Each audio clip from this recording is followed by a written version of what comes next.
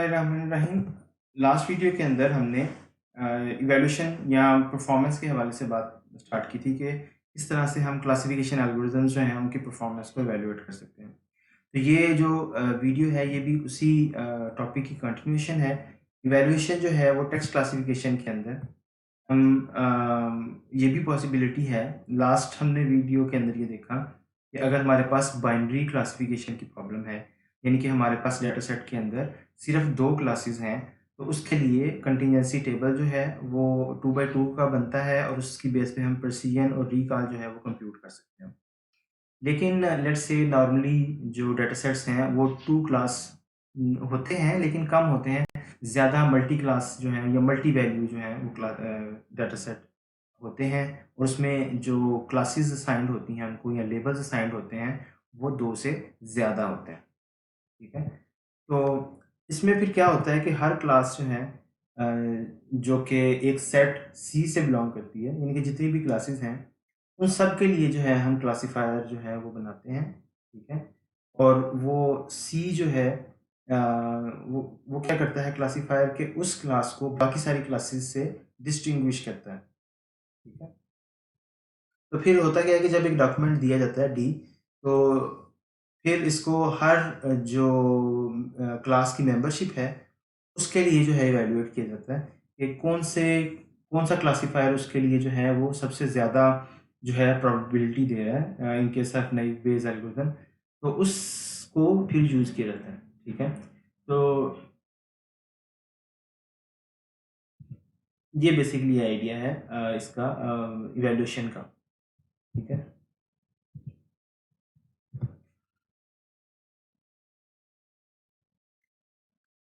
अच्छा जी, तो इसके लिए जो डिफरेंट डेटा सेट्स जो हैं वो यूज़ होते हैं, जैसे कि राइटर्स का एक बहुत पॉपुलर डेटा सेट है जिसे 21578 राइटर्स 21578 के नाम से है।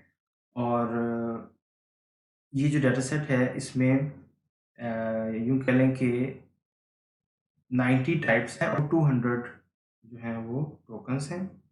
इसमें 9603 ट्रेनिंग एग्जाम्पल्स हैं और 3299 जो है वो टेस्ट आर्टिकल्स हैं। और टोटल इसमें जो कैटेगरीज हैं वो 118 कैटेगरीज हैं। और एक आर्टिकल जो है वो एक से ज़्यादा कैटेगरी से बिलोंग कर सकता है। तो इसमें हम कर ये सकते हैं कि हम 118 जो हैं वो बाइनरी कैटेगरीज उनको डिस्टिंग्विश करें। ठीक है? और इसमें से कुछ कैटेगरीज़ के नीचे जो हैं वो ट्रेन टेस्ट के जो नंबर ऑफ़ डॉक्यूमेंट्स हैं वो गिवन हैं कि अर्न के हवाले से ट्रेनिंग डॉक्यूमेंट्स जो हैं वो 2877 हैं और जो टेस्ट डॉक्यूमेंट्स हैं वो 1087 हैं। इसी तरह से एक्विजिशन के हवाले से, मनी एफेक्ट्स के हवाले से, ग्रेन के हवाले से, ये सारे के सारे इसमें डिफरेंट डॉक्यूमेंट्स जो हैं वो एग्ज़िस्ट करते हैं और ये कैटेगरीज़ जो हैं इसमें ओवरलैपिंग हैं। और ये एक उसके डॉक्यूमेंट की एक एग्जांपल है। ये आप जैसे कि देख सकते हैं कि ये एक्सएमएल के अंदर है। ये लाइक आपको एचटीएमएल ही लगेगा। तो इसमें जो टैग्स हैं वो खुद से डिफाइन किए जाते हैं। ये टॉपिक्स जो हैं वो उसमें लाइवस्टॉक और हॉग है। मीन्स कि ये 2 कैटेगरी से ये डॉक्यूमेंट बिलॉन्ग करता है। उस डॉक्यूमेंट का टाइटल जो है वो है अमेरिकन पोर्ट और कांग्रेस, इस तरह से ये सारा इसका टाइटल आ गया। और डेट लाइन जो है वो डेट उसकी आ गई उसके अंदर। और फिर उसके बाद बॉडी का टैग है। ठीक है? और उसके अंदर सारी की सारी जो है वो न्यूज़ जो है वो उसके अंदर आपको नज़र आ रही है। तो इस तरह से ये फॉर्मेट है राइटर्स टेक्स्ट का जो डेटा सेट है उसका। अच्छा, अब जब हमारे पास 2 क्लासेस थी तो उस केस में हमारे पास 2 बाय 2 कंटीजेंसी टेबल जो है, ये कॉन्फ़िगर मैट्रिक्स जो है वो बन रहा था। लेकिन जब हमारे पास 2 से ज़्यादा क्लासेस हो जाएँगी, तो उसमें हमारे पास इस तरह से जितनी क्लासेस होंगी, जैसे कि यहाँ पे कुछ क्लासेस उसमें से दिखाई गई हैं, जो 118 टोटल उसके अंदर एग्ज़ाम्पल्स हैं। तो इसमें true UK, true poultry, true wheat, true coffee, तो ये एक्चुअली जो ट्रू हैं वैल्यूज़ वो यहाँ पे आ रही हैं और जो असाइन की हैं एल्गोरिदम ने वो यहाँ पे आ रही हैं। ठीक है? अब इस चीज़ को आपने ये बेसिकली कन्फ्यूजन मैट्रिक्स जो है इसके अंदर आप दोनों साइड्स पे जो है वो एल्गोरिदम की आउटपुट जो है उसको यहाँ पे जो है वो रो वाइज भी लिख सकते हैं, कॉलम वाइज भी लिख सकते हैं, लेकिन आपको फिर प्रिसिजन और रिकॉल को जो है वो कंप्यूट करते हुए केयरफुल रहना पड़ेगा। लास्ट वीडियो के अंदर हमने देखा था कि जो कंटीन्यूअसी टेबल था उसके अंदर हमारे पास जो एल्गोरिदम जो प्रेडिक्ट कर रहा था वो हमने कॉलम वाइज लिखा था, ठीक है? लेकिन यहाँ पे आपको ये रो वाइज जो है ये नज़र आ रहा है कि अगर जो क्लासिफायर है या जो एल्गोरिदम है उसने उसको कौन-सी उस डॉक्यूमेंट को कौन-सी क्लास जो है वो असाइन की है, ठीक है? अब यहाँ पे ये नज़र आ रहा है कि एक्चुअल जो यूके जो कैटेगरी है, उस कैटेगरी के अंदर जो डॉक्यूमेंट्स हैं, उस उन डॉक्यूमेंट्स को 95 डॉक्यूमेंट्स ऐसे हैं, जिनको एल्गोरिदम ने यूके ही असाइन किया है। 1 डॉक्यूमेंट ऐसा है जिसको पोल्ट्री असाइन की गई है, 13 जो है उसको व्हीट असाइन की गई है, 0 जो है उसको कॉफ़ी असाइन की गई है, 1 जो है उसको इंटरेस्ट असाइन किया गया है। अब क्वेश्चन ये है कि अगर इसकी प्रिसिजन मैंने कंप्यूट करनी हो, तो वो मैं कैसे कंप्यूट करूँगा? ठीक है? तो इसके बारे में आप थोड़ा सोचें कि किस तरह से आप कंप्यूट करेंगे? जी, प्रिसिजन जो है एक्चुअली वो होती है कि जो उसने टोटल सेलेक्ट किए हैं, उसमें से कितने जो हैं वो करेक्ट हैं, ठीक है? तो वो फ्रैक्शन होती है। तो अब उसने जो 95 जो हैं, ठीक है? वो करेक्ट हैं और जो उसने असाइन किए हैं टोटल वो 105 हैं, ठीक है? तो 95 डिवाइडेड बाय 105 जब आप करेंगे तो आपकी प्रिसिजन आ जाएगी। और इसी तरह से रिकॉल जो है वो आप इस तरह से कंप्यूट करेंगे कि जो ट्रू है उसमें उसके टोटल में से कितने जो हैं वो उसने एक्चुअली जो हैं वो असाइन किए हैं। तो यहाँ पे इसका जो टोटल सम है उससे आप डिवाइड कर देंगे 95 को, यानी कि 95 डिवाइडेड बाय ये 96, 99 और 110, ठीक है? तो 95 को 110 से जब डिवाइड करेंगे तो ये यूके के लिए जो है उसकी रिकॉल वैल्यू आ जाएगी। तो इस तरह से आप सारी क्लासेस के लिए रिकॉल और प्रिसिजन जो है वो फिर इस तरह से कंप्यूट कर सकते हैं। तो ये उसके फ़ॉर्मूलाज़ गिवन हैं जो मैंने आपको ऑलरेडी बता दिए हैं। अच्छा, एक्यूरेसी के लिए क्या करेंगे? प्रिसिजन रिकॉल तो आपने कंप्यूट कर ली, लेकिन अगर मैं आपसे कहता हूँ कि आप इसकी एक्यूरेसी कंप्यूट करो, तो किस तरह से करोगे आप?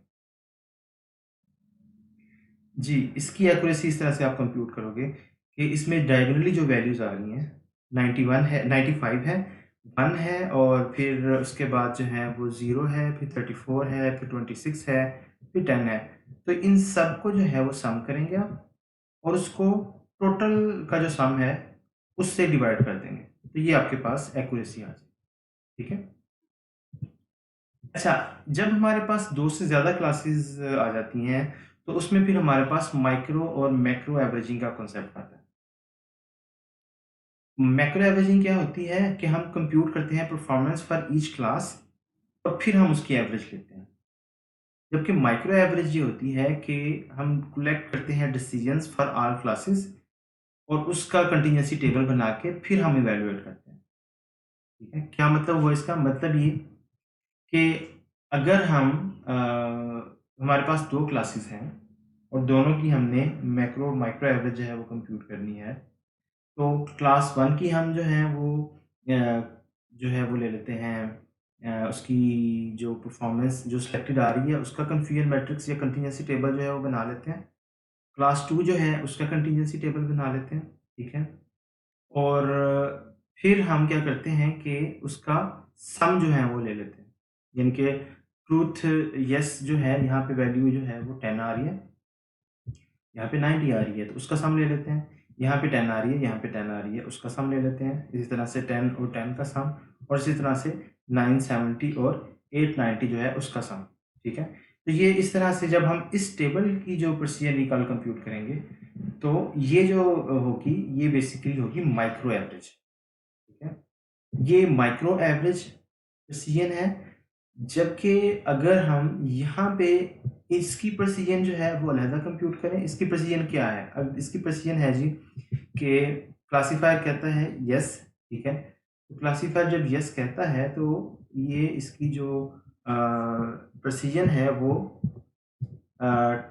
और वो यस ही है, ठीक है, तो वो 10 आउट ऑफ 20 है, तो 10 डिवाइडेड बाय 20 जो है वो आ जाएगा 0.5, ठीक है, ये 0.5 यहाँ पे आ गया। इसी तरह से यहाँ पे जो है वो इसकी प्रेसिजन क्या है, 90 प्लस 10, ठीक है, 100, तो 90 डिवाइडेड बाई 100 तो 0.9 इसकी वैल्यू आ गई। तो इनकी एवरेज जो है वो जब हम लेंगे तो ये होगी मैक्रो एवरेज प्रेसिजन, ठीक है। तो मैक्रो एवरेज प्रेसिजन के अंदर हमने दोनों की अलहदा प्रेसिजन लेके उसकी एवरेज ले लिया, जबकि माइक्रो एवरेज के अंदर हमने दोनों के जो डिसीजंस हैं इंडिविजुअल उनको सम करके यहाँ पे जो है ये प्रेसिजन ले ली, ठीक है। यहाँ पे ये चीज़ इंपॉर्टेंट है, याद रखने वाली है कि माइक्रो एवरेज जो है वो जो ज़्यादा कॉमन क्लास है, जिस क्लास में ज़्यादा अगर डॉक्यूमेंट्स हैं, तो माइक्रो एवरेज जो है वो उससे उसको डोमिनेट करती है, क्योंकि यहाँ पे देखें ये 90 और 10 है, ये क्लास जो है इसमें ज़्यादा डॉक्यूमेंट्स हैं, तो इस वजह से इसका इफ़ेक्ट जो है वो माइक्रो एवरेज पे ज़्यादा होगा, ठीक है। जबकि मैक्रो एवरेज जो है जिसमें हम दोनों क्लासेस की अलहदा से जो है वो प्रेसिजन कंप्यूट करते हैं और फिर उसकी एवरेज लेते हैं, तो यहाँ पे इक्वल जो है दोनों क्लासेस का कंट्रीब्यूशन है। दोनों क्लासेस में चाहे number of let's say documents कम ही है, लेकिन दोनों का कंट्रीब्यूशन इक्वल होगा, क्योंकि दोनों की अलहदा-अलहदा परसेंटेज जो है या प्रेसिजन जो है वो कंप्यूट हो रही है। तो ये डिफरेंस है बेसिकली माइक्रो एवरेज में और मैक्रो एवरेज में। अच्छा, अब हम नॉर्मली हमारा फ्लो क्या होता है जब भी हम कोई क्लासिफिकेशन का एल्गोरिदम जो है उसको डेवलप करते हैं, उस पे ट्रेनिंग करवाते हैं, तो उसमें नॉर्मली हमारे पास जो डाटा होता है उसको हम 3 हिस्सों में डिवाइड कर लेते हैं। हमारे पास एक ट्रेनिंग सेट होता है, डेवलपमेंट सेट होता है और एक टेस्ट सेट होता है। और ये जो ट्रेनिंग सेट है इस पे हम अपना जो मॉडल है, जैसे नैव बेस का हमने देखा है एल्गोरिदम, तो उसकी ट्रेनिंग हम करवाते हैं। उसके बाद डेवलपमेंट सेट के ऊपर उसको जो है वो उसकी परफॉर्मेंस को इवैल्यूएट करते हैं, ठीक है। और देन हम जो है उसको फाइनली टेस्ट सेट के ऊपर जो है उसको इवैल्यूएट करते हैं, ठीक है।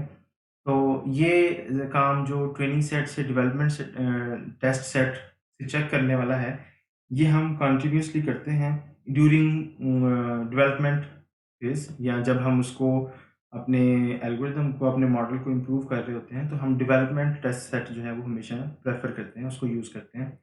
और जब वो हम डेवलप कर लेते हैं, पैरामीटर्स को ट्यून कर लेते हैं, तो फाइनली हम टेस्ट सेट जो है उसको यूज़ करते हैं, ठीक है। इसका फ़ायदा ये होता है कि हम ओवरफिटिंग से अवॉइड कर सकते हैं, ठीक है। ओवरफिटिंग क्या होती है कि अगर हमने टेस्ट सेट के हवाले से ही अपने मॉडल को ट्रेन करवाया, तो उसमें जो है वो ओवरफिटिंग हो जाएगा, वो ओवरफिट कर जाएगा, यानी कि वो टेस्ट सेट के लिए बहुत अच्छा परफॉर्म करेगा, लेकिन मे बी वो कहीं और किसी और एग्जाम्पल के लिए इतना अच्छा परफॉर्म ना करे, या रियल वर्ल्ड में इतना अच्छा परफॉर्म ना करे। अच्छा, एक तो इसमें ये होता है कि हम एक ही टेस्ट सेट जो है वो रखें, लेकिन दूसरा तरीका ये भी होता है कि हम क्रॉस वैलिडेशन जो है वो यूज़ करें। क्रॉस वैलिडेशन क्या होती है कि हम मल्टीपल स्प्लिट्स जो है वो बना लेते हैं, ठीक है। जैसे कि ये एक जो हमारे पास डाटा है उसके अंदर हम डिफरेंट पार्ट्स में उसको डिवाइड करके हर दफ़ा अलहदा डेफ टेस्ट जो सेट है उस पे टेस्ट करें, और ट्रेनिंग सेट जो है वो बाकी डाटा पे करें। तो इस तरह से ये डिफरेंट पार्ट्स पे जो है वो ट्रेनिंग हो रही है और बाकी जो डाटा है उस पे टेस्ट हो रहा है, डेवलपमेंट टेस्ट सेट जो है। इसी तरह से ये 3 दफ़ा लेट्स से हमने किया, उसके बाद हम इनकी एवरेज जो है वो ले लेते हैं, और उसके बाद हम फाइनली टेस्ट सेट जो है उस पे परफॉर्मेंस को इवैल्यूएट करते हैं।